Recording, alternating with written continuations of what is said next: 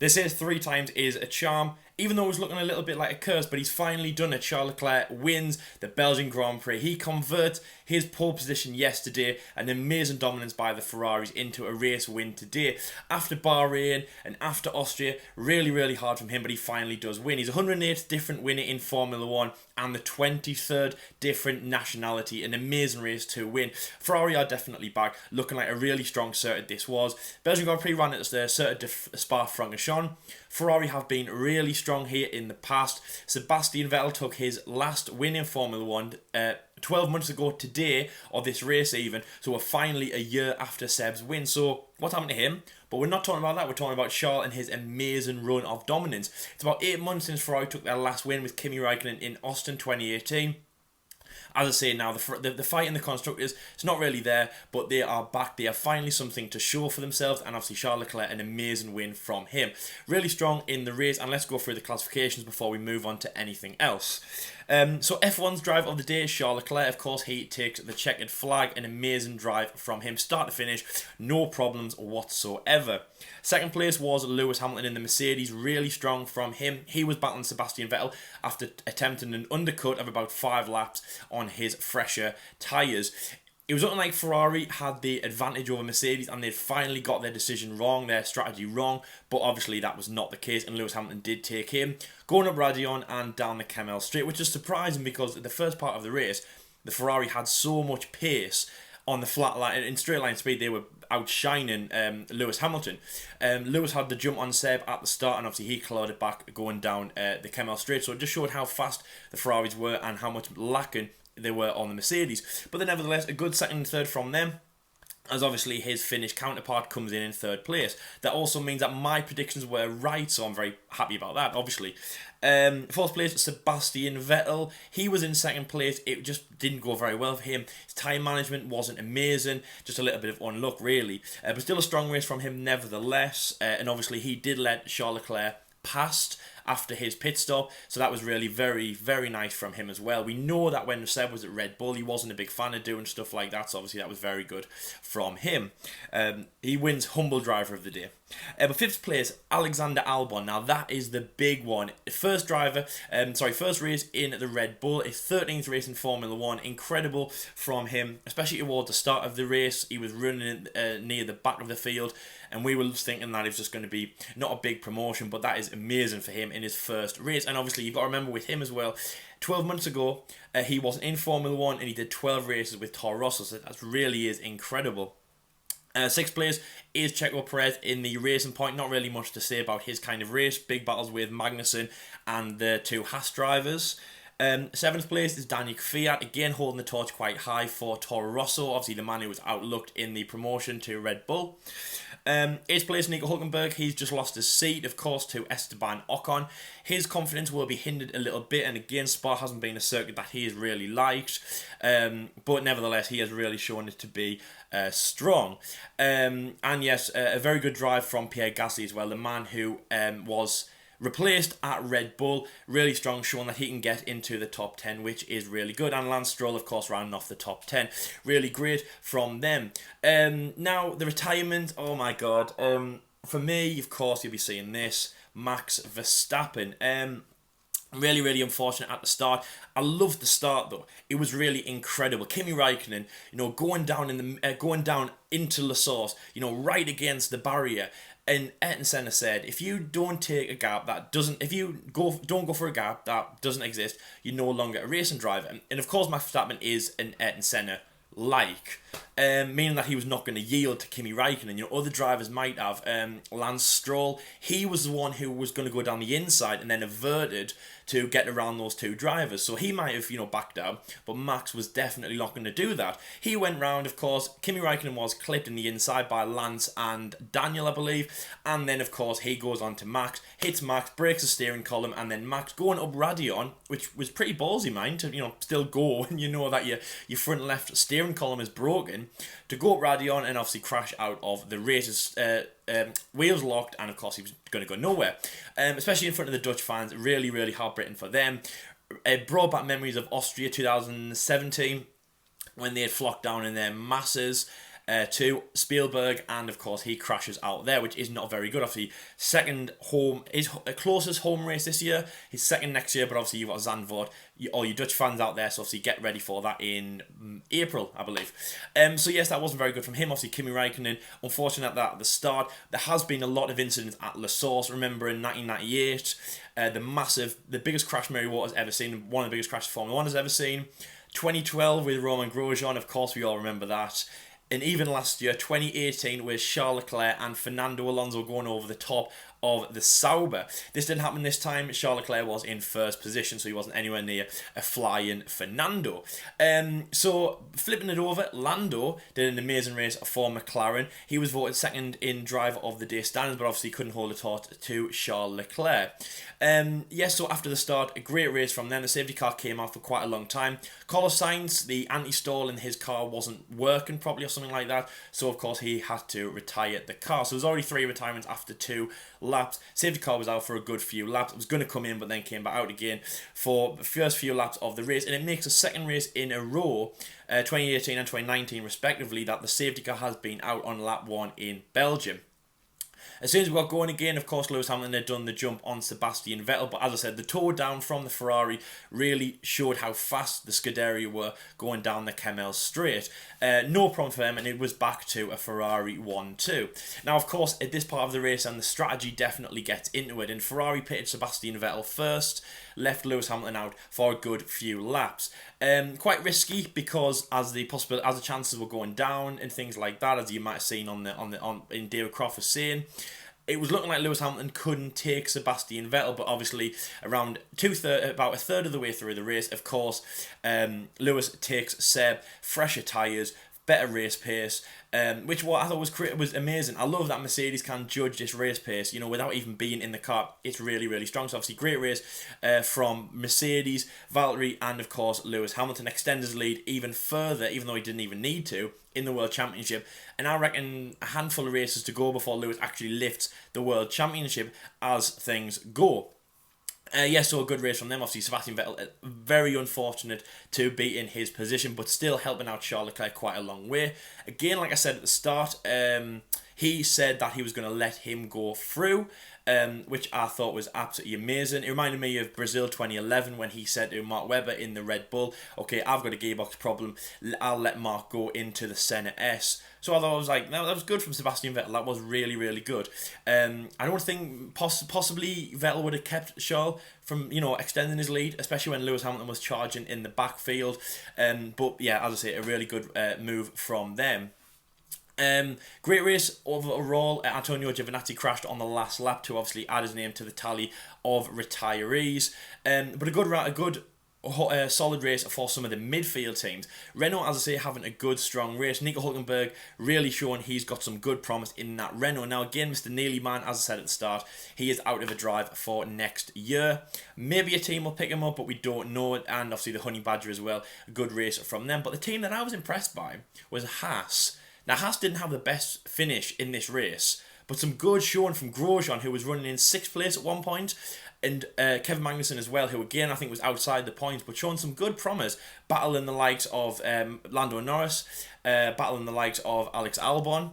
I think there was Alex Albon, I think that was the one he did for about 4 laps, and I was like, this is some good pace. This is some, the Haas is showing some good promise now. And Gunter Steiner has kind of flipped what he normally says, which is like, the team and Roman, they're just not pulling the weight, to, okay, I think we've got a good shot here.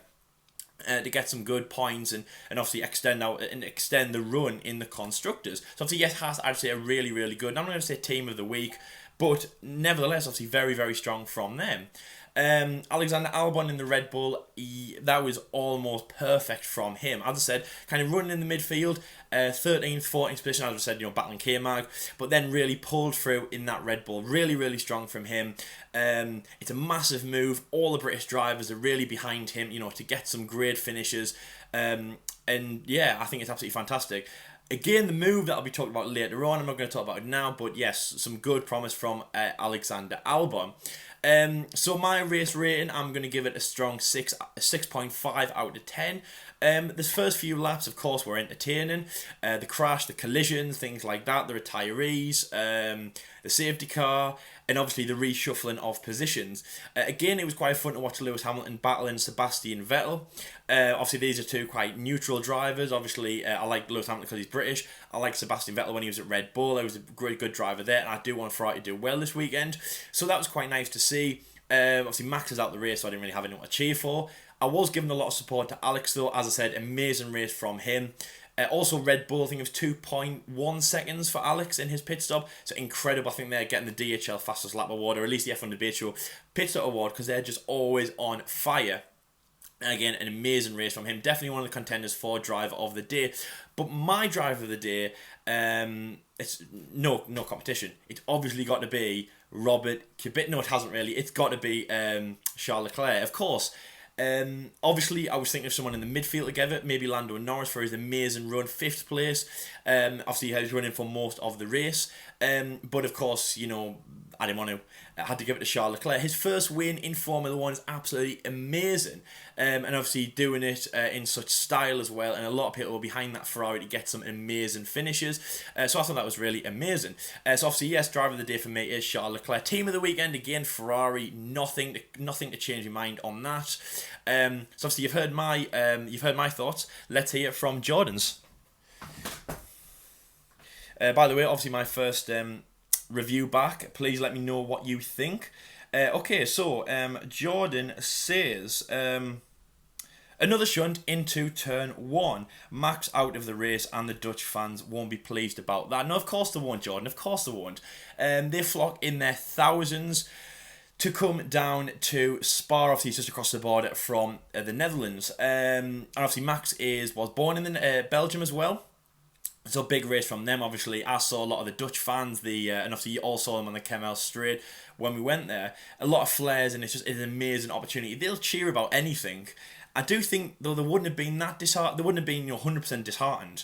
But a lot of their kind of what they were excited for will have unfortunately gone out the window. So you're right there, Jordan. Unfortunately, you don't hear that. You don't hear that often.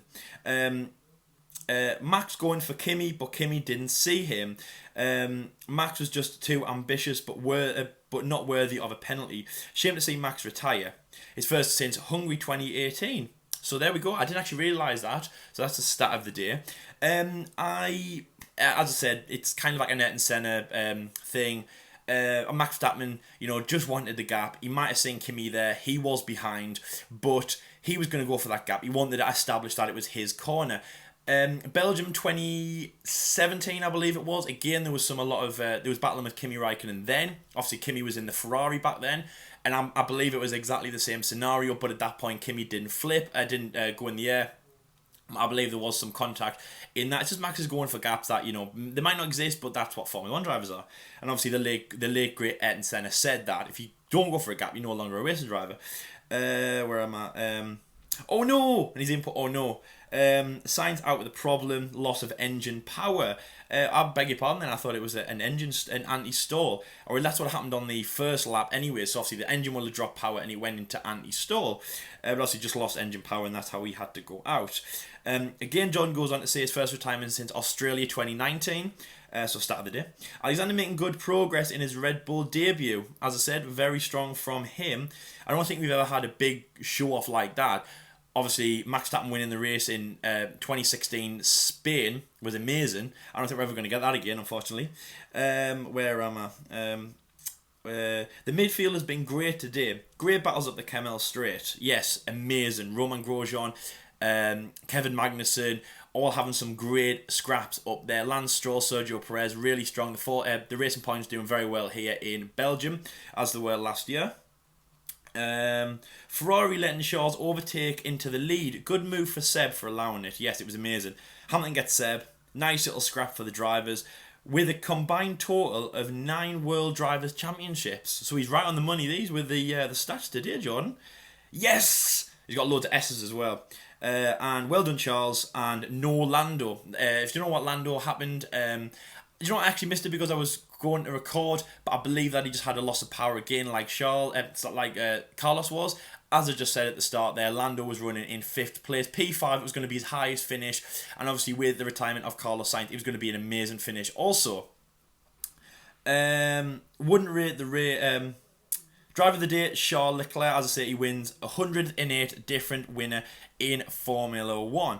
So absolutely incredible from there. Obviously, thank you, John, for your thoughts. Obviously, make sure, guys, to leave your comments down in the description box below of how you thought the race was, the race rating, and yes, who's your driver of the day and everything about this. Also, as well, please go and check out the Prediction League as well. Obviously, all the information will be on there about your predictions. Obviously, I've been away, so obviously thank John for arranging it all. Obviously, he'll tell me how it goes. But obviously, it's amazing. So obviously, what you do is send your predictions in anytime through the week between the preview and 10 minutes before lights out. So obviously, the next round in Monza. So obviously, do that, and he will include you in our new video. So obviously, incredible. Just before we end the episode. Now, Jordan mentioned this as well, but I didn't want to read it out until the end. Where the Belgian Grand Prix was unfortunately marked with a very sad news that Formula 2 driver from France, Anthonie Hubert, had died after a crash. Now, it's absolutely affected the Formula 1 and racing community so much. The Formula 2 race was cancelled today. So much respect was going around the Formula 1 paddock after today. The French flag was shown in the parade. All the drivers had things on the car to show that they were, they gave their condolences. A lot of the drivers known him from previous races. Charles Leclerc was great friends with him. It wasn't just Formula 1 as well. I believe it was Portland in the United States, NASCAR, IndyCar, something like that. Yesterday, they did a moment of silence as we did today. It really shows how amazing our fans are because we support, we can get behind the community and kind of all grieve together. But of course, nothing that we say can get close to the pain and anguish that his family must be feeling. The team, the Formula 2 team and the community, and we would like to dedicate this episode to Anthonie Hubert and his family for the pain that you must be feeling. The thoughts are with our family and your family and friends. Charles Leclerc as well. Obviously, he would have wanted this win, but to win after losing your friends is an amazing achievement. And I assume he will dedicate this to him. I haven't seen the podium yet, but I would, Charles. So this is a dedication to you. This is a dedication to everyone that's a Formula 2 fan and to Anthonie Hubert, an amazing driver who is my age as well, 22 years old, taken way too soon before his chance to shine. There's not much to say about that. Obviously, that really hindered the weekend. Jordan did leave his note about, it affected the weekend. He said he actually wasn't going to rate the race because of this circumstance. But on the flip side of that, though, guys, you've got to remember that he and everyone will have wanted you to move on. As a driver, the best thing to do is to get in the car and just drive. And that's what we did today. We had an amazing race. Hopefully he's watching. And that's what we did. No drivers said anything about it apart from to pay their amazing respects to him. And that's what he would have wanted as well. And that's what everyone in this community would have wanted. So obviously an amazing race, and it is dedicated to him, as is this episode. And our thoughts and prayers are with his family and friends and everyone who's been affected by this. That was the Belgian Grand Prix. Very upsetting news, but as I say, Formula 1 will move on with him in his in our memory. Also, as well, just mention that on lap 19 we had a moment of a lap of applause, which you could hear through the TV as well, and that was because of his race number of 19. That was absolutely amazing. As I say, small things like this really go a long way in our community to supporting this event. Also, guys, as well, please leave hashtag Merci Hubert if you're going to comment on this video. Show your support, however small, about what's happened here. Obviously, we appreciate it as well. But nevertheless, it was still a strong race, and Formula 1 moves on.